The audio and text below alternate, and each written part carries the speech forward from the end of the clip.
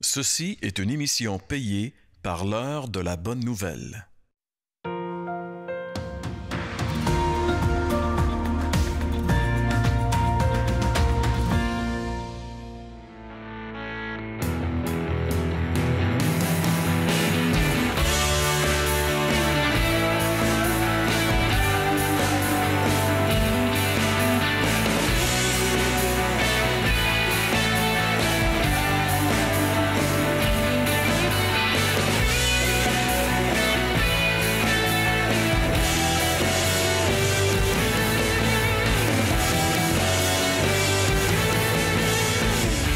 Bonjour et bienvenue à l'heure de la bonne nouvelle.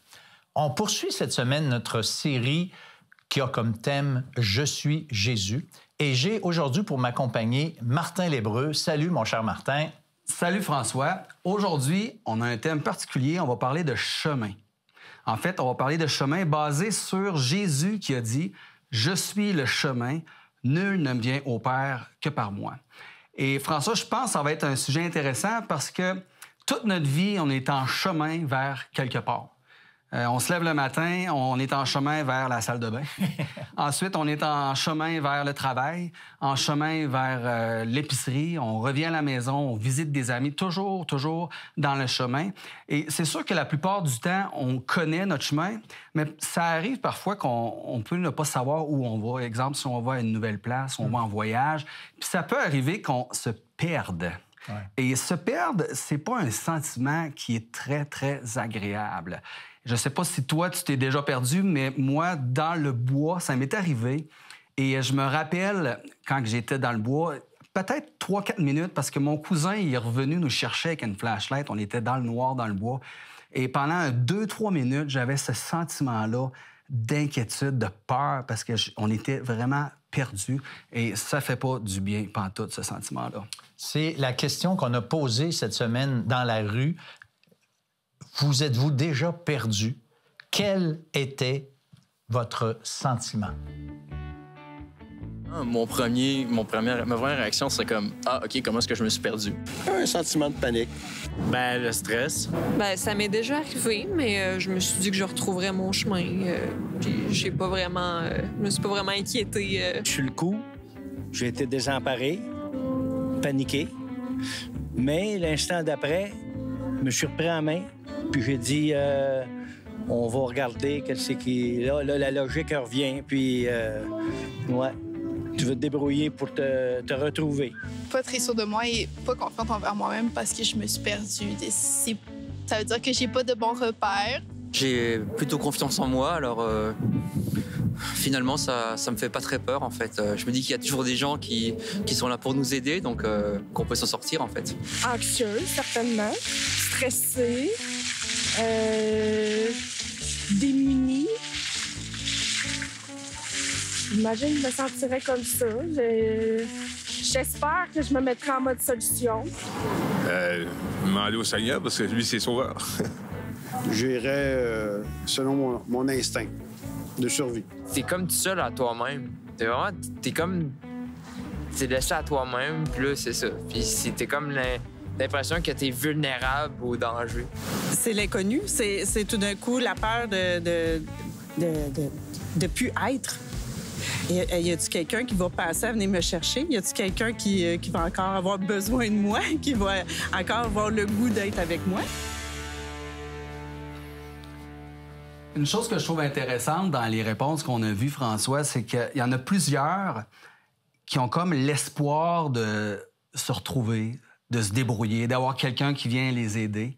Puis c'est vrai que dans la vie, on peut se perdre, dans la vie de tous les jours, puis avoir l'espoir de retrouver son chemin.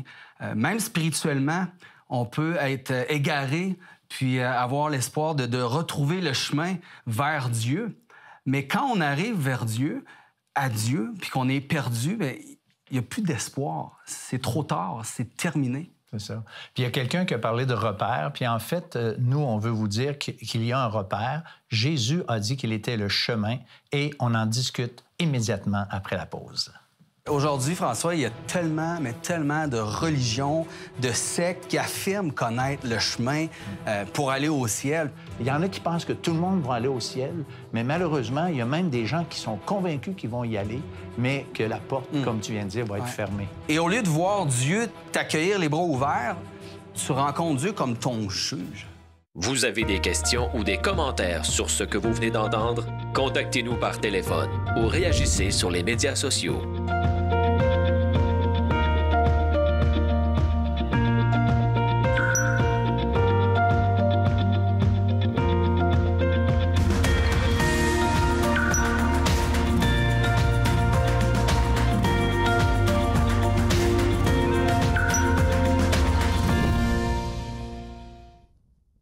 Alors Jésus a dit « Je suis le chemin.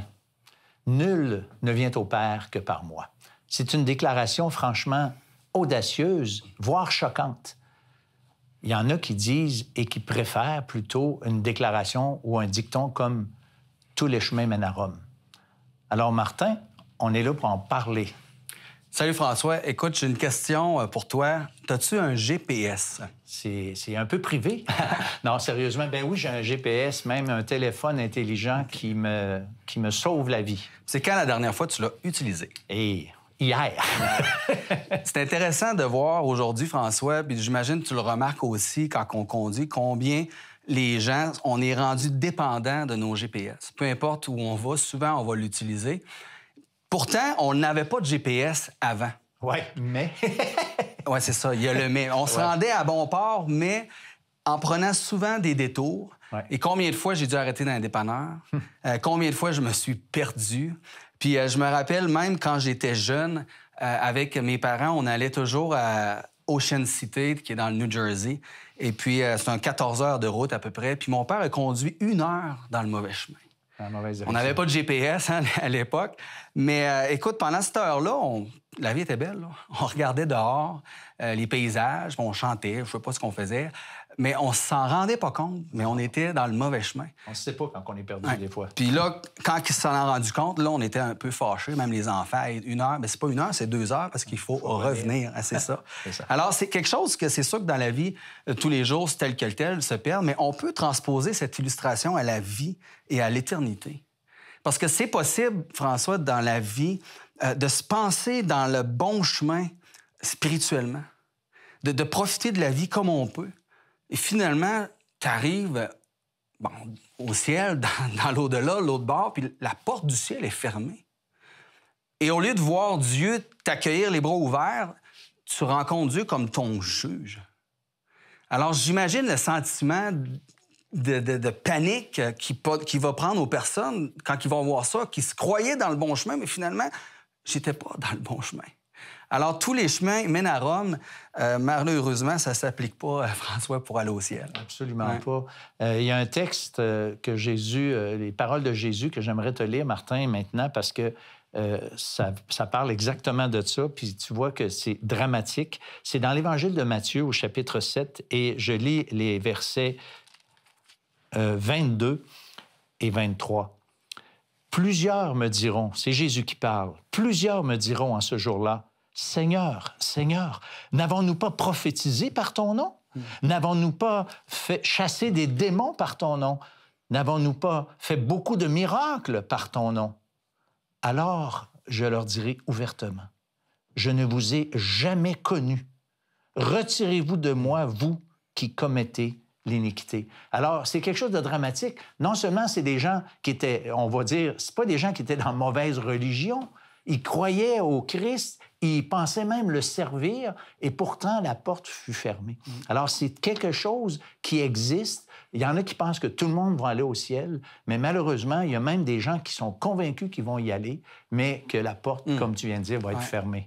Puis aujourd'hui, François, il y a tellement, mais tellement de religions, de sectes qui affirment connaître le chemin pour aller au ciel. Puis je comprends un peu les gens d'être tannés, puis de tout mettre ça de côté, parce qu'il y en a tellement, Mais moi, j'encourage les gens de continuer à rechercher, parce que Dieu, il le dit dans la parole, « Vous me chercherez et vous me trouverez si vous me cherchez de tout votre cœur. » Et François, moi, j'ai entendu des témoignages de personnes qui ont cherché pendant des années, qui ont persévéré.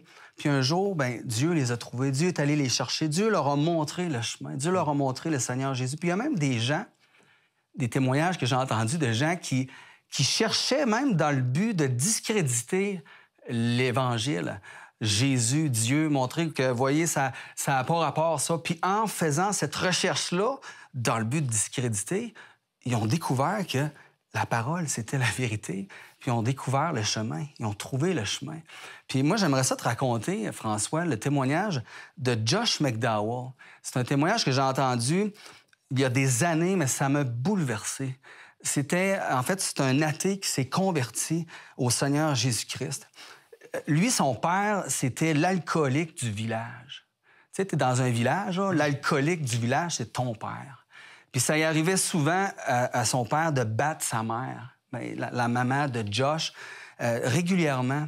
Puis quand il était petit, Josh, à un moment donné, il a regardé son père, il a dit « Moi, quand je vais être grand, je vais te tuer. » Tellement qu'il y avait cette haine-là. Sa sœur s'est suicidée à cause du climat familial qui était épouvantable. Sa mère, elle voulait le voir graduer puis mourir après parce qu'elle avait le cœur brisé complètement. Et quand il a gradué, pas longtemps après, elle a tenu promesse parce que le vendredi qui a suivi, sa mère est décédée. Elle est morte de chagrin, comme elle avait dit. Et tout ça l'a amené à haïr Dieu. Tout ça l'a amené à haïr la religion. Donc, il y avait cette haine envers son père, mais aussi envers Dieu. Et là, il a continué sa vie, puis pendant son université, il a rencontré un groupe de 8 personnes. Et il regardait les personnes, puis il disait « Hey, ces gens-là sont différents. Qu'est-ce qu'ils ont? » Alors, il est allé voir le groupe et il a demandé à une des personnes, il dit « Pourquoi ta vie, vos vies, sont si différentes de la mienne? » Puis elle l'a regardé, elle a répondu juste un nom. Elle a dit « Jésus-Christ. » Alors là, il s'est fâché, hein? Il dit, là, tu me parleras pas de religion, parce que lui, il haïssait la religion, il haïssait Dieu. Puis elle dit, hey, je t'ai pas parlé de religion, je t'ai parlé de Jésus-Christ. Ça, c'est intéressant, Martin, parce que, tu sais, moi, pas plus tard que cette semaine, en fait, j'ai rencontré un monsieur de 74 ans qui écoute nos émissions et qui aime bien en passant, tu sais. Puis lui, il déplorait le fait que la société dans laquelle on vit a abandonné et la religion et Dieu. Tu sais, ce fameux dicton qu'on connaît bien, là, « jeter l'eau du bain puis le bébé avec », bien, c'est exactement ce que la société, en tout cas québécoise, on peut le dire, a fait. C'est qu'on a été dégoûtés, pour pas dire écœurés, par la religion puis tous les scandales qui viennent avec. Et puis, plutôt que de faire le tri, on a rejeté et la religion et le Christ et la Bible qui viennent avec. Et on n'aurait jamais dû faire ça. C'est une grave erreur. Tu as raison. Donc, le groupe d'étudiants, ils ont regardé Josh, puis ils ont lancé le défi à Josh.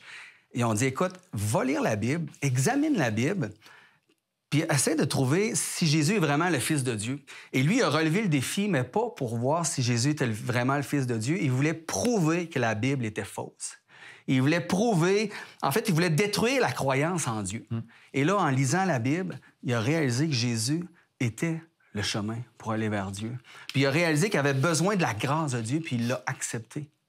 Et sa vie, après les 6 mois qui ont suivi, sa vie, elle a complètement été transformée à cause de la parole de Dieu.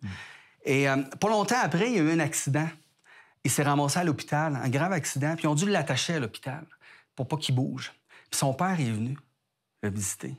Puis son père, c'est la première fois qu'il le voyait sobre et pleurer en même temps. Jamais il avait vu ça.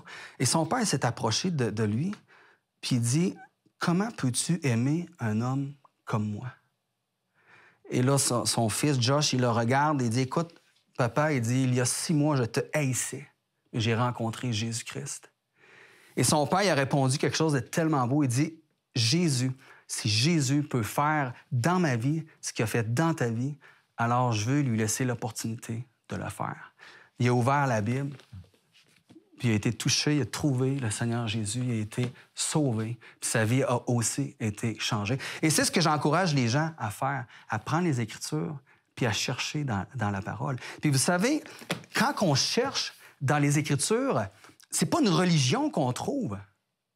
C'est pas non plus une série de choses à faire puis à pas faire qu'on trouve. C'est pas aussi l'idée que il faut que je devienne une meilleure personne, puis il faut que j'augmente ma spiritualité. Non, c'est pas ça. Quand on lit puis on cherche, on trouve une personne. C'est ça. Mais moi, Martin, je trouve c'est important de continuer. J'aime ton encouragement pour les personnes de continuer leur recherche parce que fondamentalement, l'homme est à la recherche souvent de quelque chose. On dit des fois, il cherche Dieu. Je suis pas sûr, mais il cherche. Il se pose des questions. Mais la Bible dit que c'est Dieu aussi qui nous cherche. Alors, forcément, si nous, on cherche et si Dieu nous cherche, on va sûrement finir par se rencontrer. Et c'est une promesse, hein? Si vous me cherchez de tout votre cœur, tu l'as cité tantôt. Alors ça, c'est une vérité biblique formidable qui devrait encourager chacun d'entre nous à poursuivre cette réflexion. Parce qu'en fait, c'est comme tu le dis bien, c'est pas une religion qui va nous amener au ciel. En fait, la religion, c'est Dieu qui l'a... Pas Dieu, c'est les hommes qui l'ont inventé.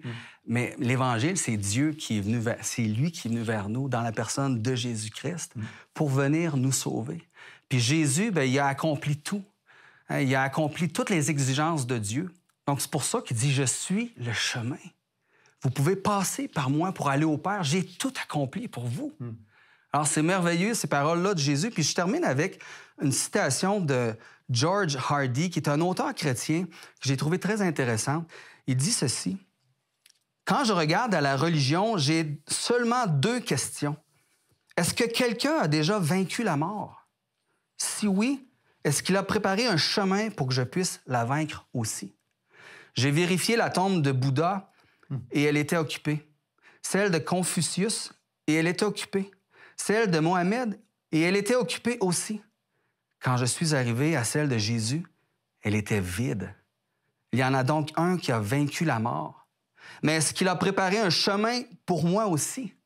J'ai ouvert la Bible et Jésus a dit, « Car je vis et vous vivrez aussi. » Alors François, Jésus, il est ressuscité, il est vivant aujourd'hui, puis il nous dit, « Je suis le chemin, nul ne vient au Père que par moi. » Écoutez, ce qu'on vient d'entendre est extrêmement important. Et si Jésus est le chemin, c'est pas juste parce qu'il est Dieu, mais fondamentalement, ça a été mentionné, c'est parce qu'il a accompli sur la croix du Calvaire ce qui était nécessaire pour nous ouvrir et nous donner accès à un Dieu qui est saint, un Dieu qui est juste, même si nous sommes des créatures imparfaites. Puis, il faut le dire, pécheurs, pécheresses. Mais le Christ sur la croix a accompli tout ce qui était nécessaire. Et si nous voulons trouver le chemin, bien, c'est Jésus lui-même, parce que lui, sur la croix, il a ouvert ce chemin pour nous donner un accès à Dieu.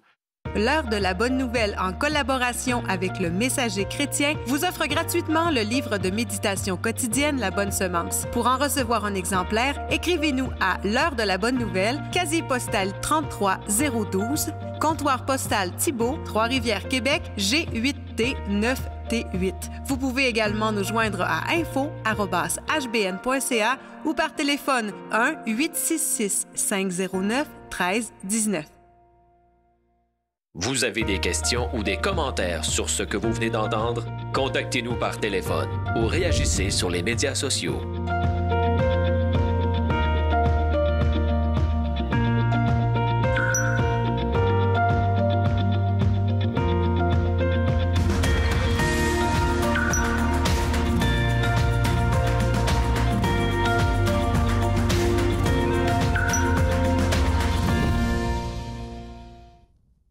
Alors, on est encore avec cette déclaration de Jésus, « Je suis le chemin, nul ne vient au Père que par moi ».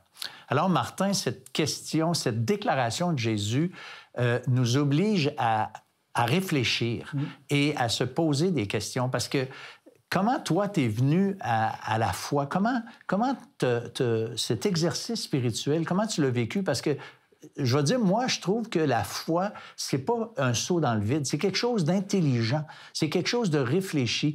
Moi, là, je crois à la Bible. Je crois au Dieu de la Bible, mais j'ai des raisons de croire à ce Dieu de la Bible-là.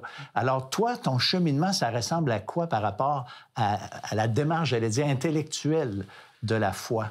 Ça se résume en 2 questions que je me suis posées parce que je me suis quand même posé beaucoup de questions aussi au sujet de la foi, tu sais.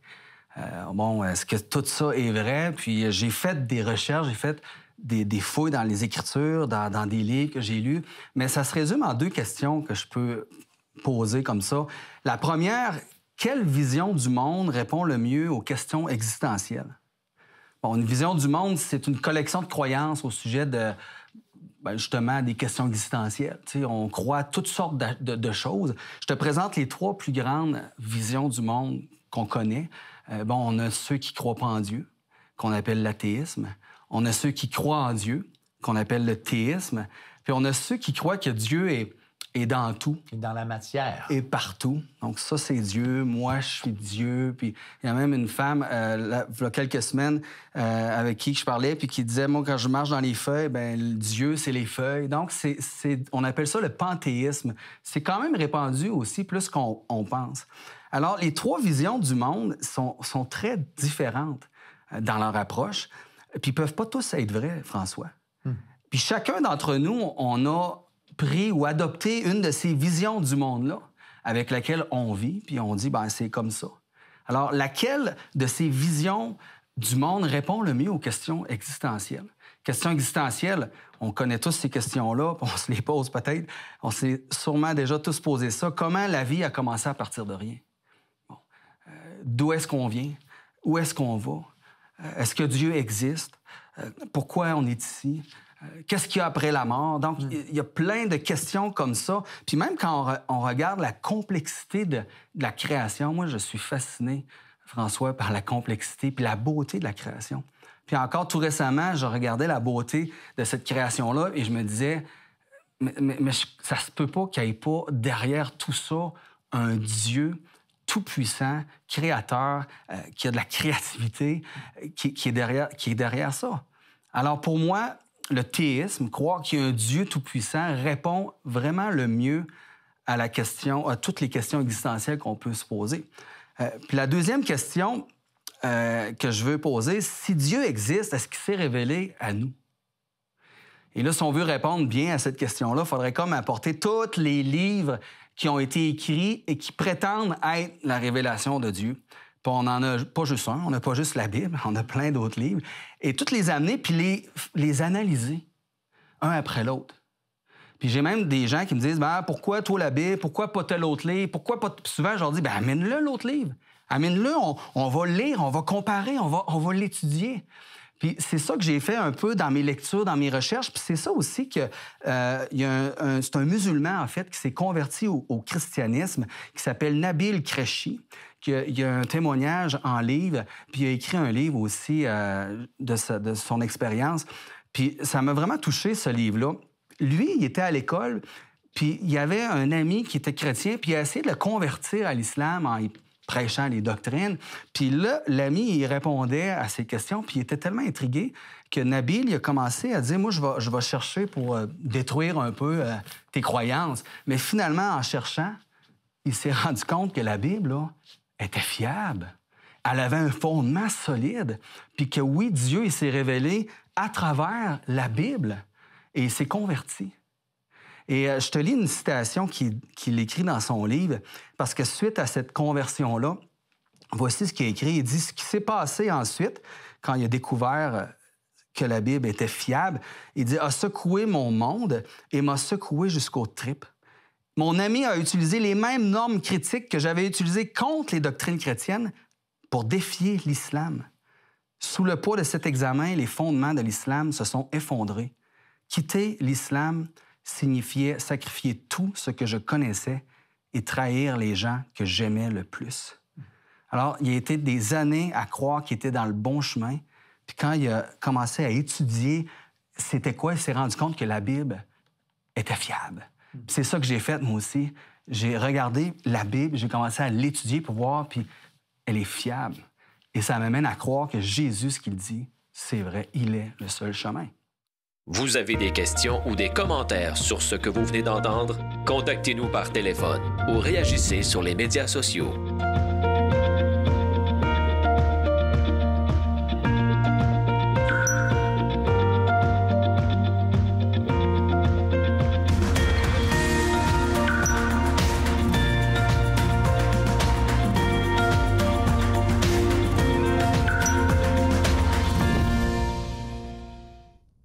Le site web de l'Heure de la Bonne Nouvelle vous permet de revoir les émissions de la série en cours et de visionner celles des années précédentes.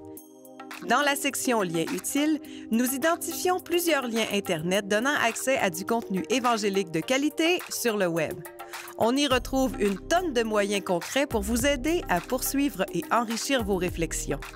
Ces différentes ressources aident à mieux comprendre l'Évangile. Dans la section Restons en contact, nous vous proposons 2 manières faciles pour entrer en contact avec nous, soit le perron d'église pour discuter avec les membres de notre équipe et les groupes de discussion Je suis deuxième pour joindre un groupe de discussion biblique près de chez vous. Alors Martin, depuis le début de l'émission, on parle souvent que Jésus est le chemin et que nul ne vient au Père que par lui. Alors, ça serait peut-être intéressant que tu mettes brièvement en contexte cette déclaration du Seigneur Jésus. Je vais commencer par lire le verset au complet ce que Jésus dit. Jésus lui dit, « Je suis le chemin, la vérité et la vie. Nul ne vient au Père que par moi. » On a parlé plus du chemin, mais il est aussi la vérité et il est aussi la vie. Avant de dire ces paroles-là, Jésus parlait à ses disciples. Puis ce qu'il a dit à ses disciples, il a dit, « Je m'en vais vous préparer une place. Puis lorsque je m'en serai allé et que je vous aurai préparé une place, je reviendrai, je vous prendrai avec moi pour que vous soyez là où je suis. Et là, on pense souvent que Jésus est allé au ciel préparer nos chambres, préparer, peinturer, je sais pas. Mais tu sais, c'est l'idée, je vais vous préparer une place.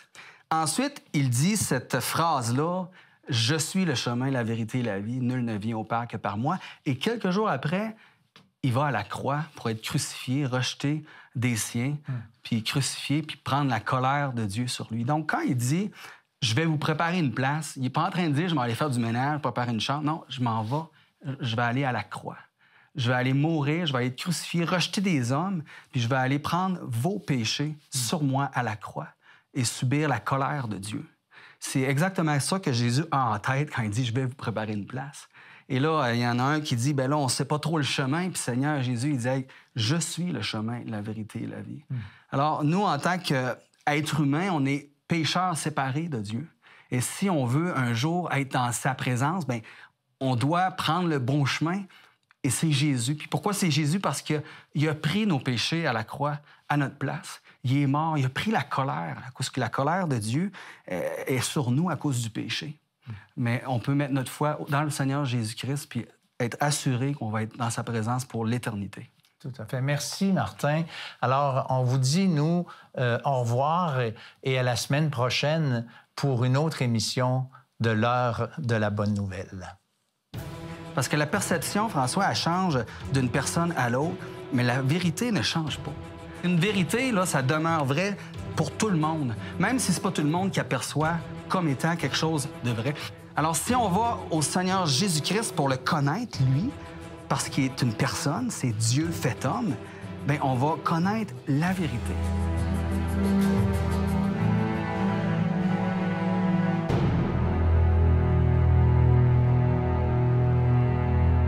Ceci était une émission payée par l'Heure de la Bonne Nouvelle.